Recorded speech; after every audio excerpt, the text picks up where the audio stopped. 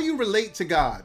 In Romans chapter 8, around verse 15, the Apostle Paul makes it clear that the Spirit that we receive brought about adoption that leads to sonship. Listen, everybody in the world likes to believe that they are a child of the King. Or let me just say, many people like to claim that we are all God's children. Now, I'm going to speak to that more in just a second. But let me just say this. For the believer, the way that you see yourself relating to God is really, really important. You know, a few years back, Brother Israel Houghton had a song that was called I Am a Friend of God. And it was a very, very popular song. People sung it. And you know, Abraham was called God's friend.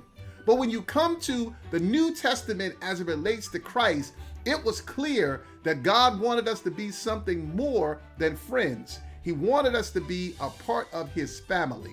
He became one of us. He lived with us for a period of time. Christ brought us closer to God than anything else could have. Now, we are not just friends of God, but we can be sons and daughters of the King. That's a powerful thing. When you think about being the son of a king, there are certain privileges that go along with being a king's kid. But there are also certain expectations that the king has for those that he claims as his own. If you are a child of the king, you can't just live any old kind of way. You can't just do whatever you want to do. How you live is a reflection of the family that you come from. So if you claim God as your father and people look at you, the one who claims to have God as a father, does your lifestyle reflect the father that you claim?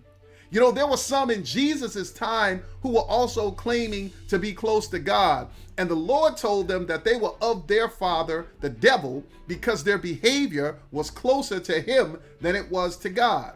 Now, we're Christians. We're called to walk in the light. And the Bible says that if we walk in that light, we have fellowship, not just with God, but also with each other.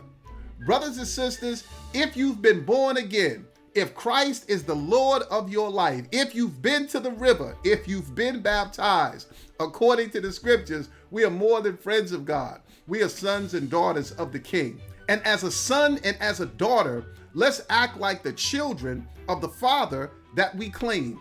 Let's let the world understand and know, yes, we claim God as our Father, and we behave the way that we behave. We live the way that we live because we actually believe that that is who he is, and that's who we are, children of the Most High God.